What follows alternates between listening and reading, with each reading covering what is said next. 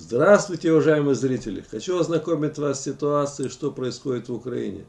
Вот, зачитаю последнюю сводку новостей, покажу на карте, где происходят сейчас основные события. Так, последние новости. Бойцы ВСУ показали брошенную бежавшими из Херсона россиянами технику. Вот, видите, ВСУ захватили российский танк с маркировкой Z. Украинские вооруженные силы пополнили свой арсенал. Убегая из Херсона, оккупанты оставили немало боевой техники. Украинские вооруженные силы пополняют арсенал собственной техники, многочисленные трофеи. Ну да, трофеи ценные, целый танк, видите. А вот еще тут БТР с Double Z. И вот еще артиллерию, пушку еще артиллерийскую оставили. Ну да, еще колеса прокололи, видно, россияне, чтобы специально ее не волочь, через паром бросили все. Так что, видите, и ленд-лиз американский, и вот еще российский ленд-лиз помогает, так сказать, вооружать ВСУ вооружением. В честь возвращения Херсона украинские нацгвардейцы разгромили россиян под Бахмутом. Так, сейчас покажу, где Бахмут. В общем, Бахмут здесь это бойня настоящая. Там, говорю, этих мобиков не жалеют, бросают на убой. И вот сейчас были бои, оккупанты пытались спрятаться в окопах, но это им не помогло. Защитники Украины ликвидировали российских оккупантов под Бахмутом на Донеччине, где продолжаются одни из самых ожесточенных боев. Работу по демилитации врага они посвятили освобождению Херсона. И там даже видео снято, но здесь видео не показано. Но я понимаю, что там идет мясорубка. Вернее, там и с обоих сторон очень гибнут много, ну в основном россияне, они идут в атаку. Этот самый главнокомандующий Суровикин дал приказ захватить Бахмут, не получается, и у них там это тысячами гибнут, вот каждый день 700-800 погибших, начиная с Кременной, Бахмут, Авдеевка, Угледар и так дальше. Сейчас, думаю, будут бои вот здесь, в этом районе, Орехов, Гуляйполе, потому что ВСУ не должно останавливаться, должно идти, ну, продолжать наступление на Волноваху, до Кучаевск, потому что нельзя терять инициативу. Как сказать, промедление смерти подобным. В Херсонской области россияне окапываются на левом берегу Днепра, ведут оборону. Ну да, россиянам сейчас что остается? Им окопаться на этом берегу и не допустить, чтобы десантные эти морпехи, ну, переправились на этот берег, и они пытаются как бы расстреливать, если будут переправы, понтонные мосты, не будут их уничтожать. Вот идет бой в районе Любимовки, здесь Каховка есть. Здесь Борислав, не знаю, или тут идет обстрел, я понимаю. С района Береслава уже, видно, ВСУ подтянули артиллерию, все эти установки, и начинают бомбить этот левый берег, где окопались российские оккупационные войска. Так, вот последняя информация. На левом берегу Днепра в Херсонской области российские оккупанты продолжают фортификацию оборонных рубежей. Ну да, строят оборону, правильно.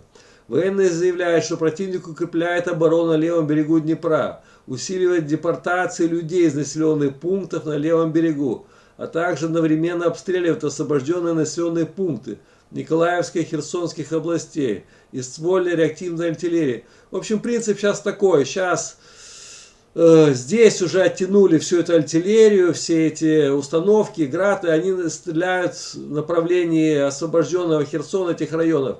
А ВСУ начинает бомбить вот эти города. На левом берегу Алешки, вот здесь, Новая Каховка, Таврийск, в общем. И начинается дуэль артиллерии, как бы сказать, кто кого уничтожит.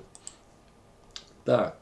Украинская армия дважды ударила по авиации, начала бомбить по районам развертывания россиян, чтобы подавлять артиллерию. Да, уже задействует авиация, чтобы полностью уничтожить артиллерию, которую россияне там вдоль левого Днепра, берега все расположили. Ракетные артиллерийские подразделения за день били по районам сосредоточения живой техники и вооружения противника на левом берегу Днепра. Уничтожило около 40 оккупантов, 3 военных автомобиля. В общем, идут дуэли артиллеристов. Так, ВСУ уничтожили 650 оккупантов и 30 единиц техники за сутки. Ну, я говорю, большие потери, 800, 700, 650, вот где-то в день, где-то от 600 до 800, даже 950 один день были потери армии РФ.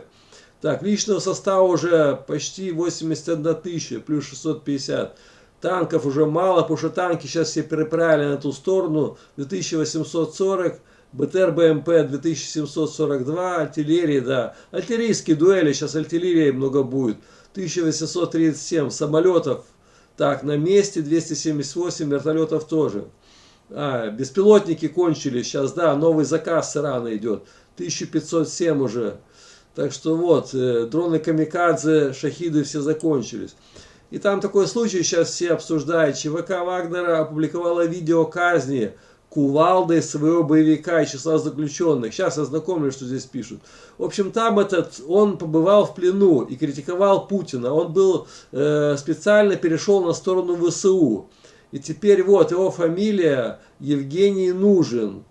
Он был этим ЧВК Вагнером. Нужен сообщает, что в сентябре перешел воевать на стороне Украины, а в ноябре его похитили из Киева. Мужчина очнулся в подвале, ему заявили, что будет судить, рассказал он. После этого на видео Нужину разбивают голову кувалды. Вот этому заключенному разбили голову кувалды. Он, в общем, совершил много преступлений, когда на гражданке был. Он отбывал срок на 24 года за убийство, уничтожение чужого имущества, в общем, хулиганство. И потом он воевал за ЧВК Вагнера и потом сдался в плен. И даже он дал интервью украинскому журналисту Юрию Бутусову, в котором критиковал Путина и заявил, что хочет воевать на стороне Украины. А во время казни, этой фотографии, видео там есть, этот самый глава ЧВК Вагнера Евгений Пригожин заявляет, что касается окувалдованного, то в данном шоу видно, что он не нашел счастья в Украине, типа, а встретился с недобрыми, но справедливыми людьми. Мне кажется, этот фильм называется «Собаки. Собачья смерть». Прекрасная режиссерская работа, смотрится «Дом дыхания». В общем, этот основатель ЧВК Вагнер радуется, что этому вот бывшему ЧВК вагнеровцу, который воевал на его стороне, разбили голову кувалдой, типа. И, в общем, он говорит, что вот, собаки, собачья смерть. В общем, у Путина сейчас тяжелые времена, и он подвергается критике за оставление Херсона. Кремль атакует Дугина, Соловьева. Представляете, пропагандист Соловьев стал критиковать Кремль, а это Дугин там у них, которую дочку убили, то есть, тоже он поддерживал Путина, начал критиковать не с того. Российский диктатор Владимир Путин подвергся критике за отход оккупантов из Херсона. Кремль атакуют радикальные сторонники войны, в том числе пропагандисты Александр Дугин и Владимир Соловьев. В общем, сейчас россияне покинули Херсон, и это вызывает идеологический раскол между Путиным и сторонниками войны в РФ, которые подрывают уверенность в том, что диктатор способен выполнять военные обещания. Путин подвергся критике идеолога Александра Дугина, который сказал, что самодержец должен защищать города и несет ответственность в одиночку. На него начали наезжать, что, мол, ты ответственный в начале войны, должен защищать эти города типа Херсона, ты его сдал, ты во всем виновен. Дугин также заявил, что Путин несет личную ответственность за политическое решение об уходе из Херсона, а не командующий российской оккупационной армией Сергей Суровикин. Пропагандист обвинил Кремль в восстании фальшивой идеологии из-за боязни приверженности русской идеи. Кроме того, Кремль начал критиковать и Владимир Соловьев, пропагандист, который стал требовать от руководства РФ полностью посвятить себя достижению военных целей в Украине. Соловьев призывает к полной мобилизации в РФ и увольнению некомпетентных чиновников за сдачу Херсона. В общем, всех мобилизировать, никакой не частичной, всех на фронт и всех этих, кто сдал, тоже под раздачу.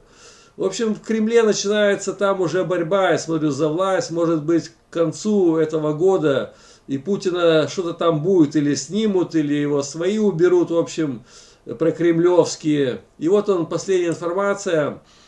Сейчас стали много критиковать эту армию российскую, и Путин предложил решать приобретенного гражданства, за дискредитацию армии. В общем, те, кто будет критиковать армию и действия вообще этих Суровикина, их будут лишать российских паспортов.